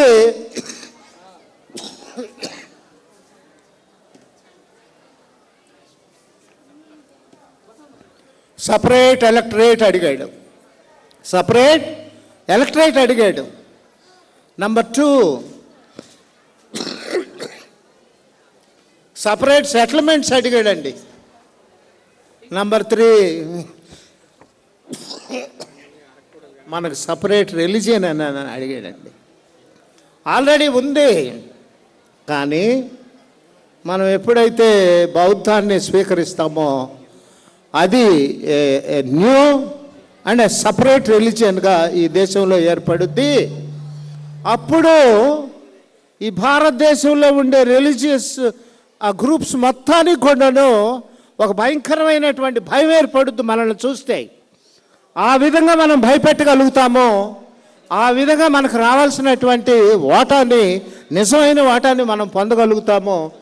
కనుక సపరేట్ రిలీజియన్ కోసం మనం పాటులాడాలి అని మరి ఆయన 9 లక్షల మందితోటి నాగపూర్లో, చంద్రాపూర్లో 9 లక్షల మందితోటి బౌద్ధాన్ని స్వీకరించి, అయ్యా మీరు కూడాను నిరూపించుకోండి అని ఆ మహానుభావుడు చెప్పడం జరిగింది.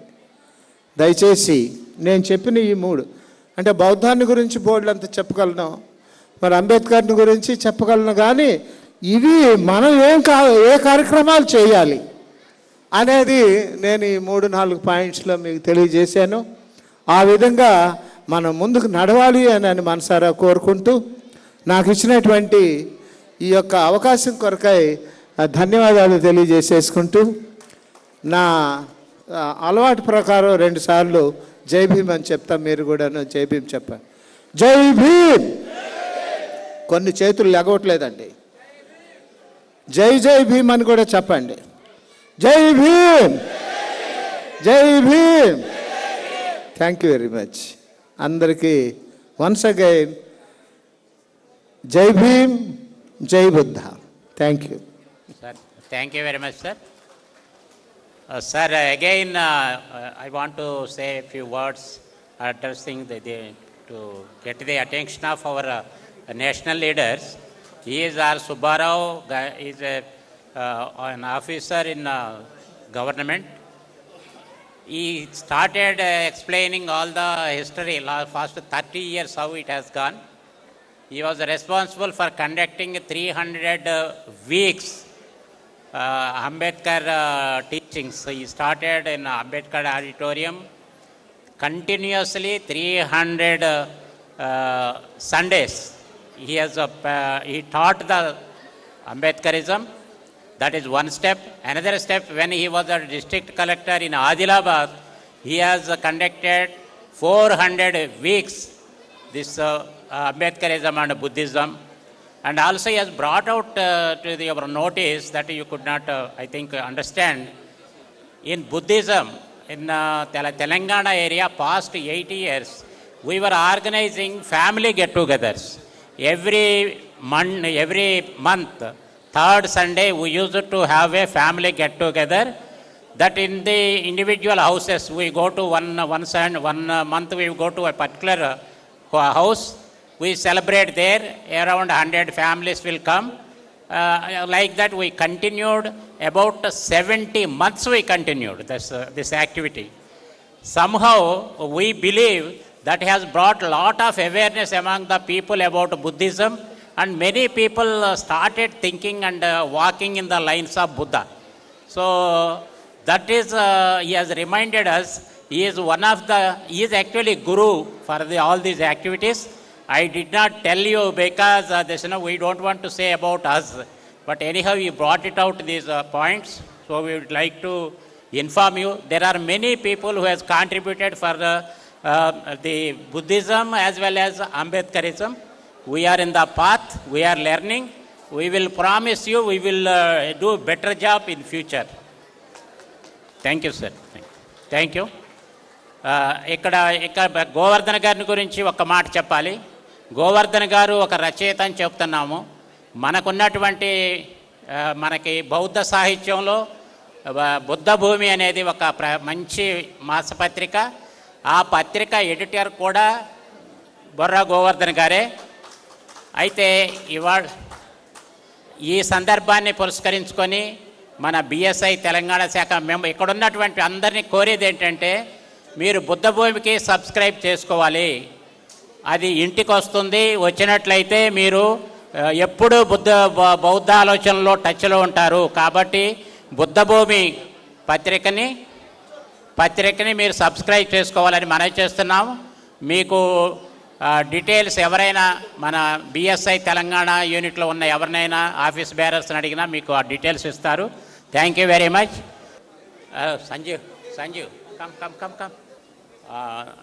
దమ్మదీక్ష తీసుకోవాలనుకునే వాళ్ళు కోరిక మీదకు వాళ్ళని ఇక్కడికి రావాల్సిందిగా ఆహ్వానిస్తున్నాము. మన బంతేజీలు ఉన్నారు. ఆ కోరిన వాళ్ళు వచ్చినట్లయితే దీక్ష ఇవ్వటానికి అవకాశం ఉంటుంది. మన కార్యక్రమానికి హాజరైనటువంటి రాజేష్ అండ్ నరేష్, ఆ ఇద్దరు యువకులు బౌద్ధం పట్ల, ఒక మంచి మనిషి జీవనం పట్ల, ఒక నాస్తికవాదం పట్ల, అంబేద్కర్ ఆలోచన పట్ల ఎంతో దీక్షతో ఉన్నారు. వాళ్ళు ఈ కార్యక్రమానికి హాజరైనందుకు మన సంఘం తరపున వారికి కృతజ్ఞత తెలియజేస్తున్నాం. వారు వేరే కార్యక్రమాల్లో ఉన్నందువల్ల వాళ్ళు ఈ కార్యక్రమం నుంచి వెళ్ళటానికి అనుమతి ఇవ్వాల్సిందిగా మిమ్మల్ని అందరినీ కోరుతున్నాము. Thank you Naresh and Rajesh. Thank you. ఒక్క నిమిషం కూర్చో.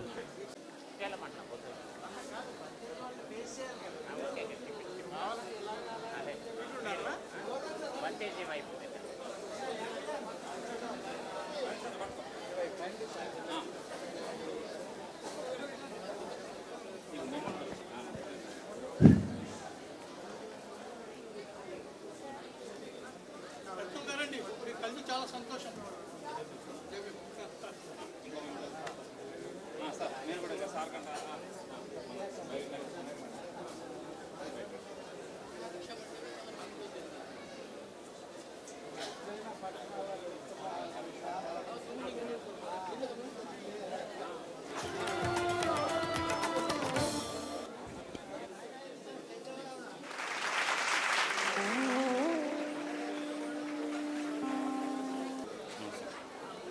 నెక్స్ట్